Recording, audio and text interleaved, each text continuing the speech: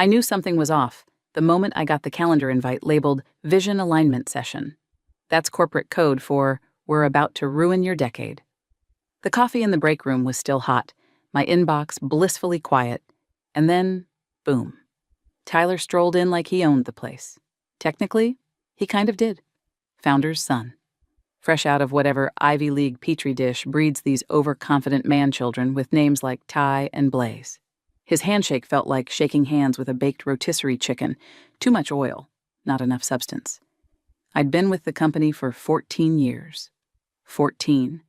Through acquisition hell, budget sequestration, reorgs, and that 1 year we had to prove to the DCAA that a used Keurig wasn't excessive overhead.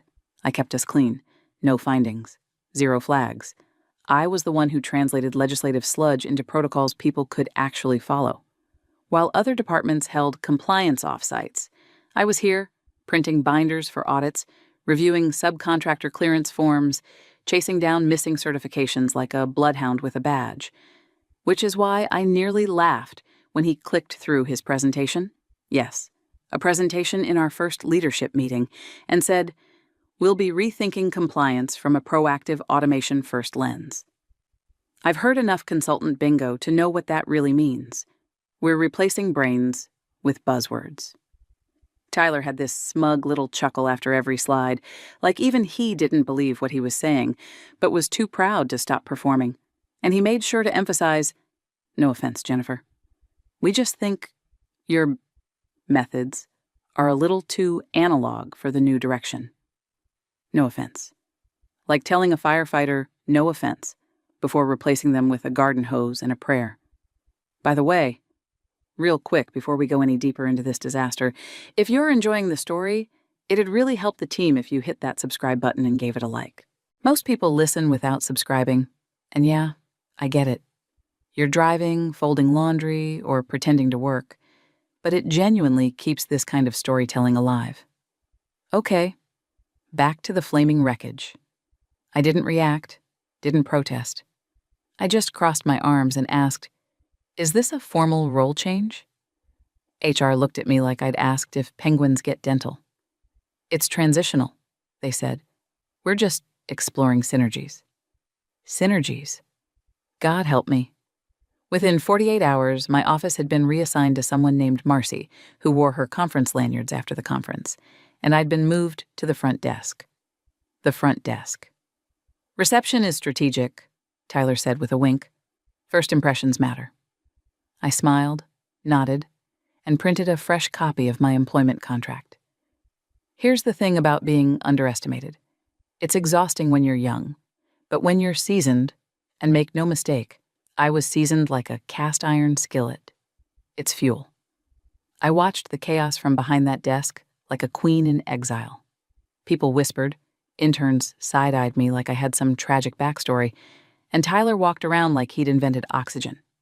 He replaced our in-house counsel with some guy he met at a networking event who called himself Cody with a K, and every document that came out of legal read like it had been drafted by someone who skimmed an article about the Constitution once in 8th grade.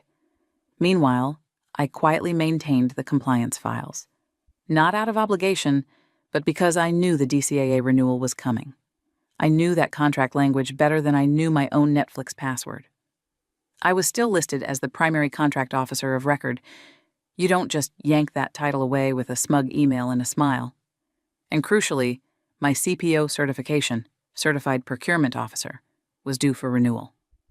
I told my assistant Meredith to prep the forms. She nodded, said, "On it." Then she promptly forgot. I saw the email come through. Reminder, CPO certification expiring in 30 days.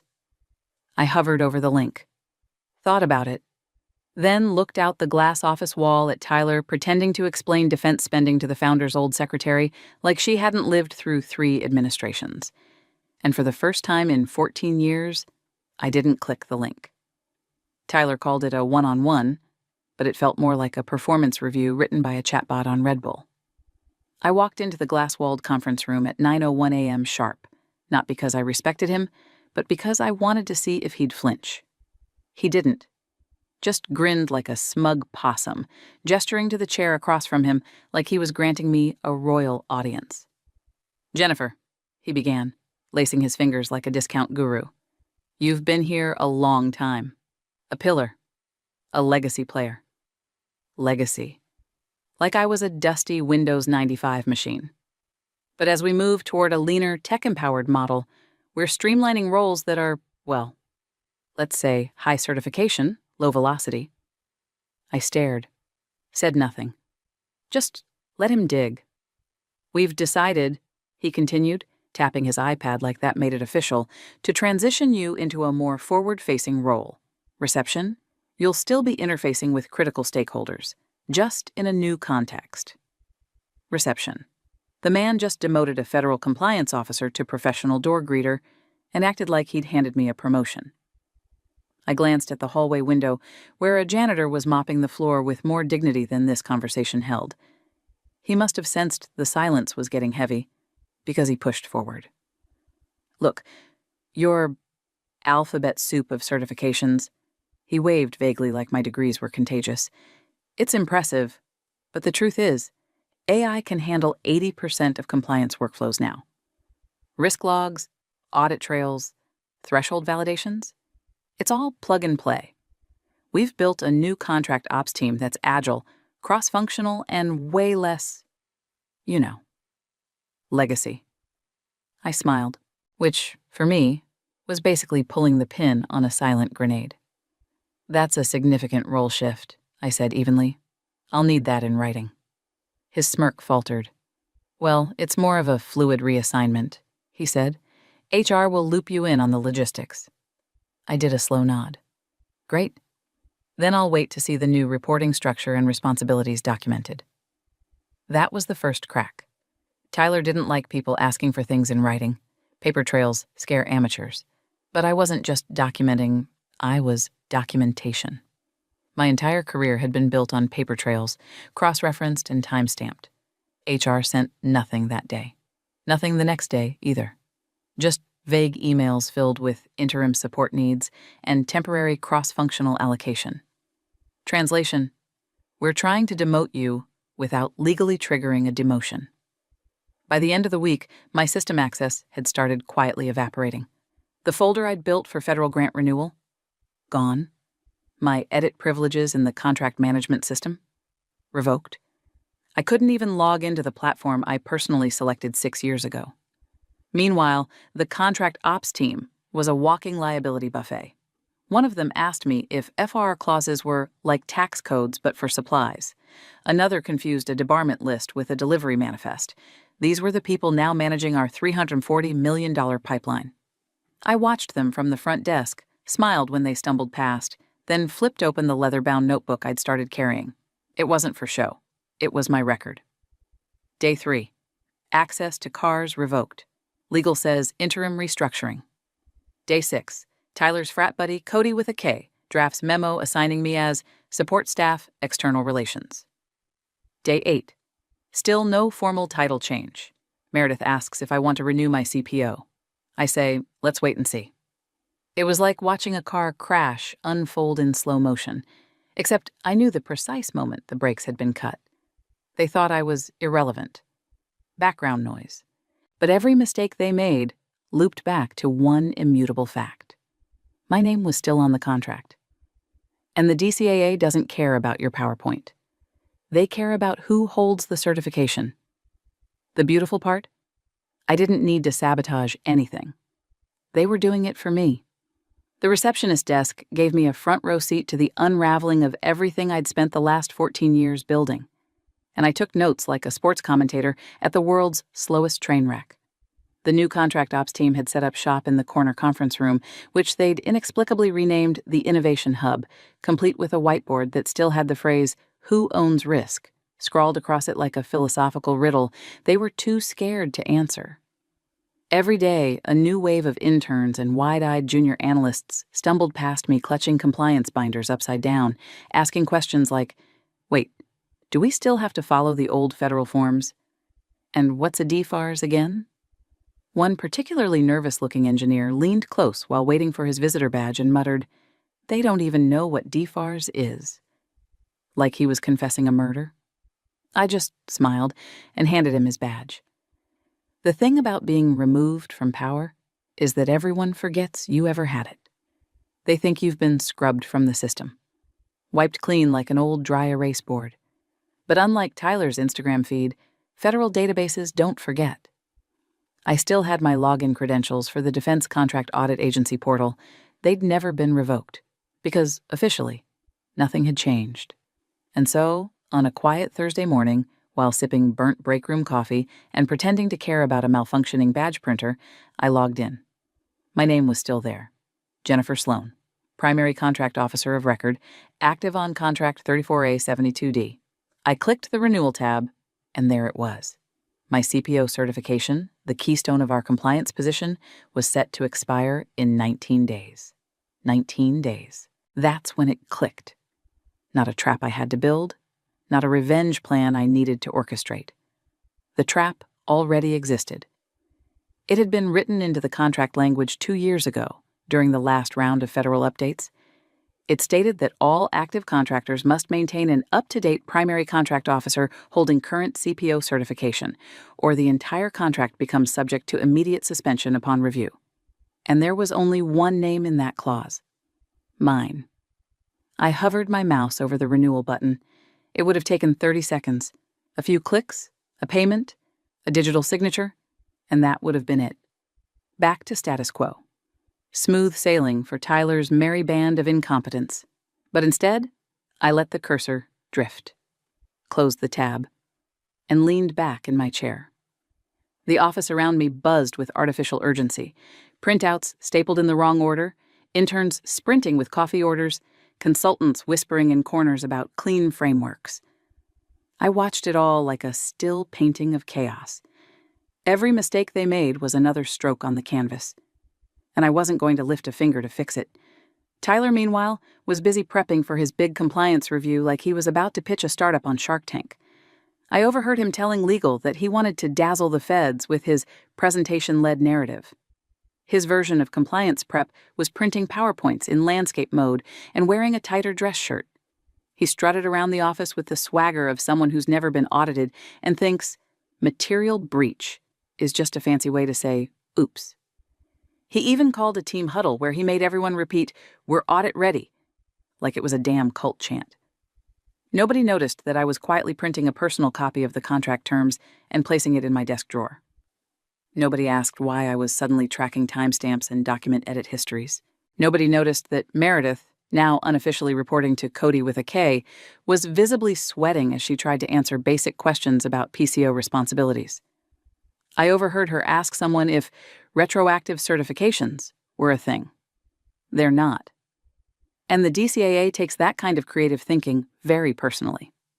Back at the desk, I flipped open my notebook. Day 12. Found expired visitor log from supplier with no NDA on file. Day 13. Legal requested my signature on updated budgetary annex. Declined. Day 14. Audit date confirmed. 3 weeks out. 19 days became 18, then 17. Each one ticked by like a slow drumbeat, leading up to something none of them could hear. But I heard it. Loud and clear. This wasn't sabotage. Sabotage requires action. This was physics. A weight left dangling for too long eventually falls, and I made sure the rope stayed still. It was like someone had bet Tyler $1 million. He couldn't run a full federal contract operation using only interns, espresso, and motivational quotes from LinkedIn. Suddenly, the office was crawling with consultants from firms I'd never heard of. Glossy-haired types in aggressively slim pants and mismatched socks, clicking around on MacBooks like they could manifest a compliance plan by sheer force of jargon. They kept saying things like, "Let's sandbox the risk matrix," and "We're repackaging the audit narrative to align with strategic optics." I watched one of them try to convert a vendor history log into a pie chart using Excel's auto-format tool and then present it to legal like it was a revelation. Legal actually clapped. I'm not kidding. There was applause. For a pie chart. Meanwhile, the actual documentation, the stuff that mattered, looked like it had been hit by a hurricane. My formerly bulletproof audit folders were now rebranded into color-coded binders with titles like DCAA Storytelling Assets and Contract Journey Map. They'd even added a tab called Our Culture, which included a quote from Tyler: "Integrity is just efficiency with morals." I wrote that one down. It felt like something I'd need for a deposition someday. Interns were running around with badge printers, struggling to load paper, asking me where the audit summary printouts were kept. I handed one of them a stack of documents and asked, "Do you know what a finding is?" He blinked, said, "Like treasure?" Tyler, in his element now, strutted into a Monday morning exec meeting with a full slideshow titled "Rethinking Compliance, the Startup Mindset." First slide, a GIF of a rocket launch. Second slide, a picture of him smiling next to our contractor sign-in log. "We're shaving compliance costs by 60%, he announced proudly. "Leaner, meaner, and way more scalable." I didn't know you could scale fraud, but I guess we were about to find out. At this point, the only thing holding the company together was the illusion that someone, somewhere, had a plan. Then I got the message.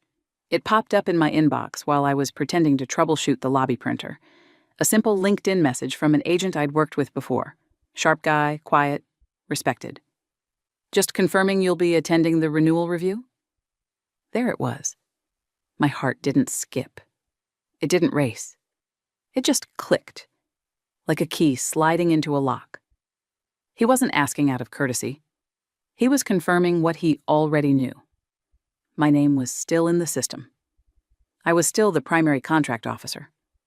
I was the face they expected to see across that table. I paused for a moment, looked at the blinking cursor. Thought about Tyler's last team huddle, where he high-fived someone for making a compliance checklist in Canva. Then I typed back, "I'll be present." That was all. Nothing more. I shut the message and returned to my coffee. Let them print their glossy reports and string together more buzzwords than a TEDx pitch. Let them build their house of laminated cards. I wasn't lifting a finger to stop them. Because the thing about federal audits is, you can't bluff your way through them with infographics and inspirational quotes. You need receipts. And unfortunately for them, I was the receipt. Every minute they spent rehearsing that presentation, every document they optimized, every shortcut they took, thinking no one would notice, it all fed into a system that did not care about style points. And that system still had my name in bold. It's funny how fast they forget who built the house when they're busy trying to remodel it with glitter glue and buzzwords. Tyler, in his infinite genius, must have assumed that removing me from the organizational chart also removed me from every email thread, Slack channel, and shared drive I ever touched. But legacy systems are a stubborn thing, like mold under laminate. And Tyler, bless him, didn't know enough about anything to clean house properly. So I sat there, day after day, at the receptionist desk, nameplate and all, silently watching email chains from my former life roll in. Contracts, renewals, audit schedules, escalations. The whole compliance machinery now run by people whose deepest experience with federal regulations was likely downloading TurboTax once. At first, it was entertaining. I watched them fumble through my old SOPs, misread internal deadlines, and send urgent messages to legal asking if a vendor's expiring clearance could be overridden manually. Spoiler, no. But then, somewhere around day 12, things turned from amusing to quietly dangerous. Tyler had assigned my duties, to a junior analyst named Mason, who still used Comic Sans in emails. Poor kid looked like he'd been chosen for a group project and just realized the rest of the team had dropped the class. I could see it in his eyes. The late nights, the silent cries into Google Docs, the growing suspicion that this opportunity was a trap wrapped in a bonus check. One afternoon, he rushed past the front desk, sweat beading at his hairline, binder half open. "Hey, Jennifer." He paused, unsure if saying my name was allowed in Tyler's brave new org chart. "Quick question. What does this clause mean about certified authority for renewal filings? Because, legal says we're good, but then procurement said we need a named signatory, and I raised an eyebrow. nodded once, said nothing, and he just stood there, flinching in the silence, before shuffling away. I didn't have to answer. That clause was the trap, and the trap didn't need explaining. It just needed time. Emails kept flooding in. One particularly rich thread had Cody with a K, suggesting that Mason borrow Jennifer's signature for a compliance form. Not forge. Borrow. Like a cup of sugar. Tyler replied with, LOL, if it works, it works. Every time someone hit reply all, they forgot I was still sitting there, sipping coffee and reading every word. The whole office had turned into a poorly written thriller where the villain monologues with the mic still hot, but I said nothing. Didn't forward, didn't warn. Just logged each misstep in my notebook. Then came the phone call. It was just past 6 p.m. Most of the staff had gone home. The lobby was quiet. My phone buzzed. The founder. I hadn't spoken to him since the handoff to Tyler, and I nearly let it ring out of spite. But curiosity won. Jennifer? He said, his voice half warm, half worried. Hey, I just wanted to check. Are you still handling the 34A renewal? For the DCAA? There it was. Not suspicion. Not anger. Confusion. I stared out the front window for a moment, watched a pigeon land on a cracked parking lot line, then replied calmly, I was. I'm not. He was silent. You're not? He finally said, like the words didn't fit in his mouth. But your name's still... I know, I said, and let the silence hang like a noose. HR never formalized the change. So technically, yes, I'm still listed. But as of now, I'm just the receptionist. He stammered a bit, said something about following up with Tyler. Then the line went dead. After that, no one really looked me in the eye. Tyler walked by a few times over the next few days, laughing too loud at nothing, dragging consultants behind him like a wedding train. But when his eyes met mine, even for a flicker, I saw it. Doubt. That little twitch in the jaw that says, what did I miss? And I smiled. Because I wasn't hiding. I was just present. Present like a shadow in a locked room. Present like a fact they chose to ignore until it started knocking. Present like my certification still wasn't renewed. The clock kept ticking, and they kept handing me the keys to their own funeral. The day before the audit hit like a late-stage caffeine crash, sudden, ugly, and loud. I just sat down at the front desk with my usual sad little cup of break room sludge when I heard it. The tone.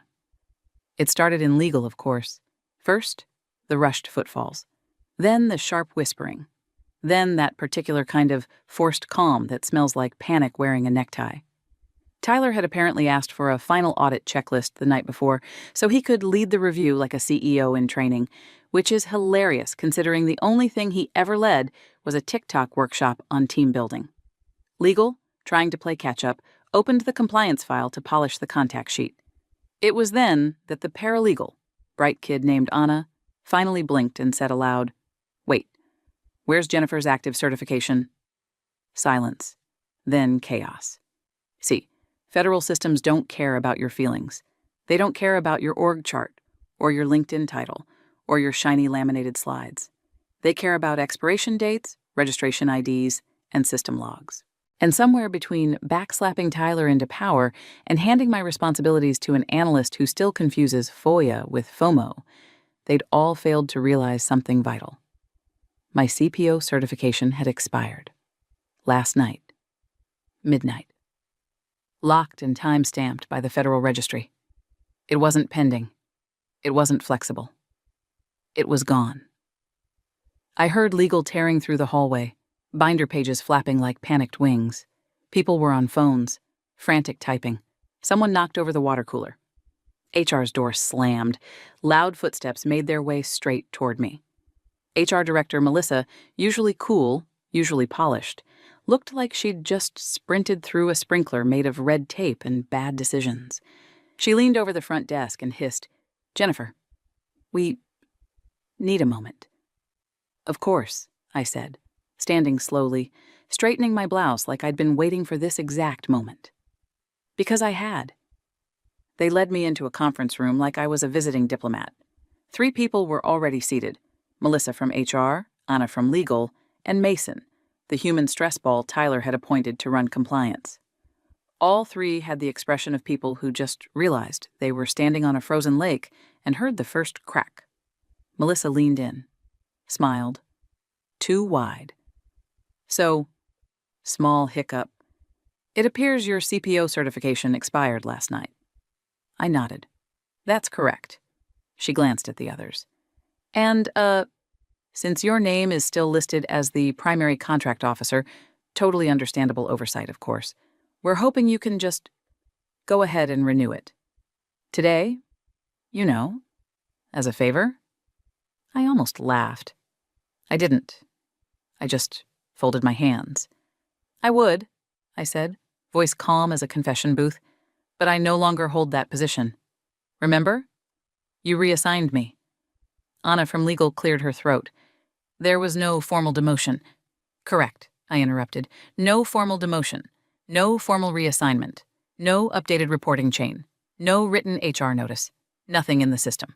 Which means I'm still the primary officer of record. But I'm not authorized to act as such. Per your own language, by the way. Mason looked like he might cry. Melissa tried again. Jennifer, be reasonable. You can still renew. It's just a lapse. No, I said.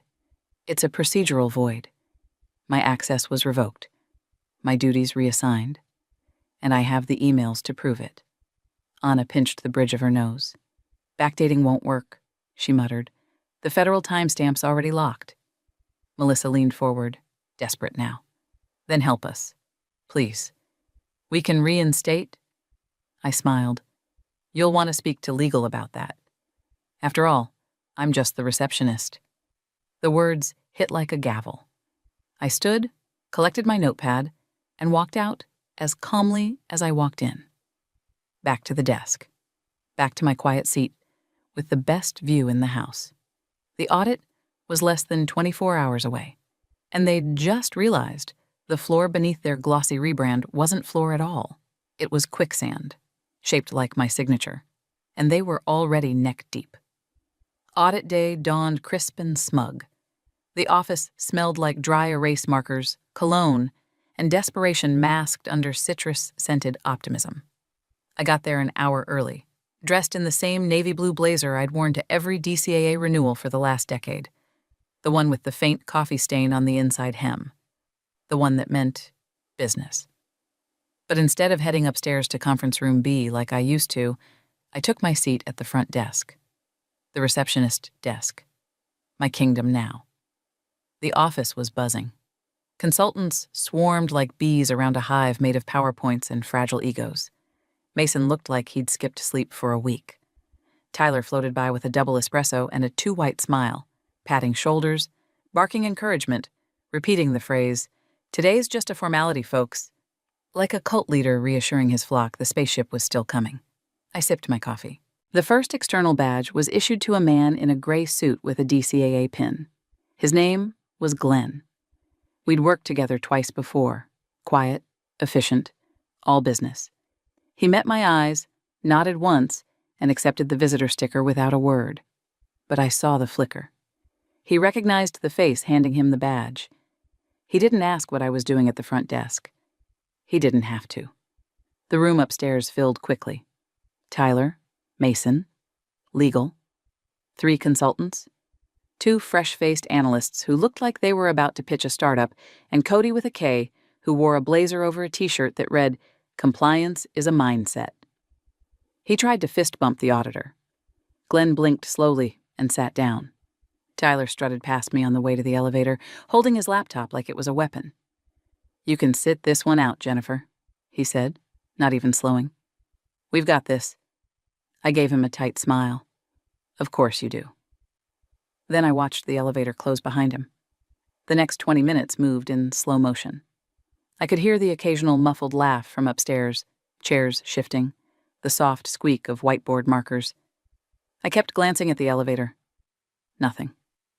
Then it came. A shift in the air. Not loud. Not dramatic. Just a pause. Everything above me went still, like the sound had been sucked out of the building. Then, footsteps. Fast ones. The elevator dinged. Opened. Mason stepped out pale as drywall. He walked past me without looking, clutching a binder with a death grip. Behind him, slower, came Glenn. His face unreadable. He didn't look at me. He didn't need to. I reached for my coffee, gripped it, didn't blink. More footsteps followed. Tyler? Legal? One consultant looking like she might throw up. Nobody spoke. They moved like chess pieces, suddenly realizing the game was played in a different language. Tyler's face was all angles now, his smile gone, his tan suddenly 2 shades lighter. He walked past me with none of the usual performance. The air hung thick. Finally, I heard the low murmur of Glenn's voice in the conference room. Not angry, not loud, just decisive. I couldn't make out every word, but I caught the tone. And I knew that tone better than I knew my own reflection. It was the tone of realization. The kind of tone people use when they open a folder expecting a golden ticket and instead find a bomb with a clock already ticking. And I sat there, sipping from my mug, the heat blooming against my fingers. No need to gloat. No smirk. No satisfaction dance. Just quiet anticipation. Because I didn't need to destroy anything. I only had to wait for them to read the fine print. They say silence is golden. In that room, it was a wrecking ball. Glenn opened the binder with the calm of a man reading someone else's obituary. He flipped past the fluff, past the compliance culture graphics, and Tyler's glossy headshot, straight to the real paperwork. You could always count on Glenn for that. He wasn't here for TED Talk nonsense or synergy decks. He was here for names, dates, credentials. And then he said it. Primary Contract Officer, Jennifer Sloan. He didn't raise his voice, didn't ask a question, just read the line aloud like it was scripture. The room went still. I couldn't see their faces from downstairs, but I could feel it. The shared realization. The stomachs sinking in unison. Tyler tried to speak. I know that because his voice carries when he's nervous, and I caught the sharp intake of breath right before he said, "Actually?" But Glenn held up a hand. Just a simple, quiet stop. And then came the kill shot. Her certification expired last week, and she is the only listed PCO on this contract. As of midnight tonight, your $340 million federal contract is void. Boom. I didn't hear anything for a second after that, not because the room was silent, but because I was. Everything inside me just stopped, like an orchestra cutting out mid-note, letting the echo carry the weight. Then chaos. Legal tore through binders, like answers might magically appear under a sticky note. Mason dropped his laptop bag. One of the consultants actually said the words, "Can we just update the system real quick?" And I swear, I heard Glenn mutter, "It's a federal database, not Google Docs." And then, the voice. The founder, dialed in from whatever overpriced vacation compound he'd exiled himself to, exploded through the speakerphone. "What the hell do you mean void? We just renewed last quarter. How is this? Tyler, what is this?" Tyler stammered something about oversight, then something about HR transitions, then tried to throw out the word provisional, like it was a shield. But it was too late. The wall had cracked, and water was flooding in. That's when I stood up. I'd been sitting at the desk, watching the elevator display blink numbers like a countdown to detonation. I smoothed my blazer, tucked my notebook under my arm, and walked quietly down the corridor. I could feel the change in the air as I got closer to the room, like walking into a place where the storm had already hit. I stepped through the door without a word. Every eye turned to me. Tyler looked like he'd seen a ghost. I walked past him, past legal, past the still spinning head of HR, and right up to Glenn. "Mr. Peterson," I said, "thank you for your time today." He nodded once, eyes steady. Mrs. Sloan. I pulled a single envelope from my notebook. This is my formal resignation, I said, loud enough for everyone to hear. Effective immediately. Tyler opened his mouth, but I turned to legal. I've retained a copy of all correspondence documenting my removal from active duties and revocation of platform access. If you'd like me to testify regarding the timeline, I'll be available by subpoena only. Dead silence. Even the founder on speakerphone didn't say a word. I walked to the door, turned back, and for the first time in months, I allowed myself the smallest, most professional smile. I hope your new team works out. Then I left. Not stormed out. Left. Because after midnight, there wouldn't be an office to return to. By 10:32 p.m. that night, the lights at the office blinked out like someone had unplugged the entire operation from the wall. Not metaphorically, literally. Federal lockdown protocols had been triggered the moment the audit notes hit the system. Emails froze mid-send. Contracts vanished into digital quarantine. Every badge access revoked. Every terminal locked out. The $340 million pipeline Tyler had paraded like a toy train set was now a federally sealed evidence locker. Someone from the Office of Inspector General had already flagged the renewal discrepancy, and with my name stamped in every clause that mattered, the system did exactly what it was designed to do: shut them down before they could do real damage. The building itself stood silent. Dead. Like the corpse of a company that hadn't realized it was already bleeding out. By midnight, the founder's private jet had landed, unscheduled. He came barreling through the glass front doors in jeans and a windbreaker, his face the color of unpaid taxes. He didn't ask for a tour, didn't call a meeting. He stormed straight into the executive suite, where the ops team had been corralled like panicked cattle in business casual. Tyler didn't make it past sunrise. He was escorted out with a single box of belongings and a legal envelope thicker than his resume. His name was wiped from the internal directory before the coffee machines rebooted. The contract ops team? Suspended. Pending investigation. Every Slack channel, every shared doc, every video call, audited. The consultants evaporated into voicemail. Cody with a K posted a vague LinkedIn status about learning through adversity and was never heard from again. And me? I wasn't there for any of it. I was at a quiet bar 4 blocks away, sipping a bourbon neat in a booth by the window. The kind of place with no TV, no music, just the soft clink of glass on wood, and the occasional muttered story from a bartender who'd seen too much and judged too little. I didn't feel rage, didn't feel smug. I just felt still. Like I'd finally exhaled after holding my breath for months. My phone buzzed once, then again. 2 recruiters, one from a defense contractor I'd audited back in 2017, another from a firm that handled security clearances for federal subcontractors. The third buzz came from a name I didn't recognize, but the message was clear. We'd like to meet. We've been following your work. I set the phone down. Didn't answer. Not yet. The bartender walked by, glanced at the empty glass. Another? I nodded. Yeah? One more? He poured. No questions. Outside, the streetlights cast long shadows across the sidewalk. A couple walked by, laughing. Somewhere down the block, a siren flared and faded. I raised my glass, looked out the window, and said to no one in particular, needing my certification was the only thing they got right. Because in the end, they'd built their empire on assumption, and I just let it collapse. No sabotage, no schemes, just precision. One expired line, one ignored name, and the whole damn thing crumbled. Perfectly.